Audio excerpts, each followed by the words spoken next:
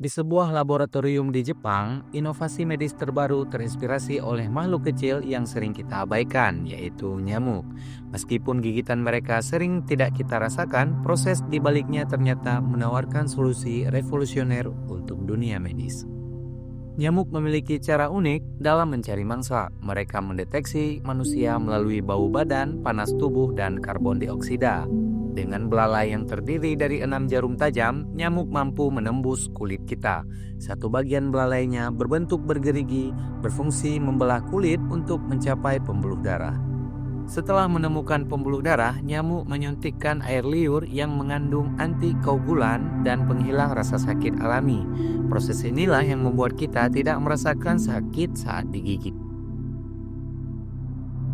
Terinspirasi oleh mekanisme ini, peneliti di Universitas Kansai mengembangkan jarum suntik ultra tipis dengan getaran halus sekitar 15 Hz. Jarum ini mampu menembus kulit tanpa rasa sakit, menunjukkan bagaimana alam dapat memberikan solusi medis yang unik.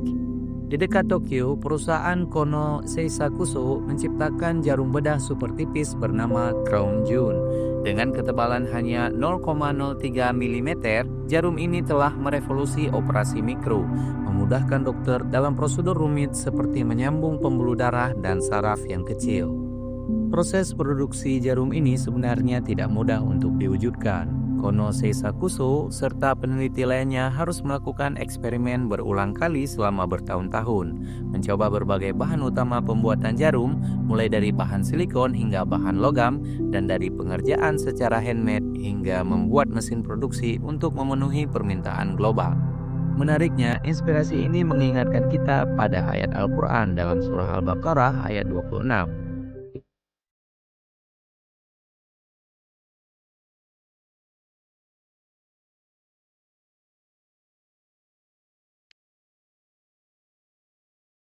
Artinya, sesungguhnya Allah tidak segan membuat perumpamaan berupa nyamuk atau yang lebih rendah dari itu. Sebab ayat ini turun karena orang-orang musyrik kala itu protes atau mendebat. Kata mereka, kenapa Allah menyebut laba-laba atau lalat dalam firman-Nya?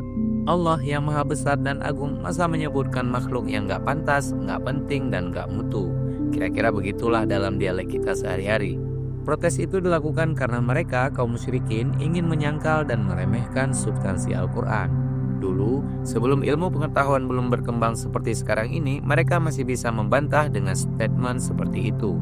Namun, kini setelah ilmu pengetahuan mengungkap berbagai kompleksitas hewan kecil ini, maka ayat ini dapat menjadi bukti tentang kemukjizatan Al-Quran yang tidak terbantahkan.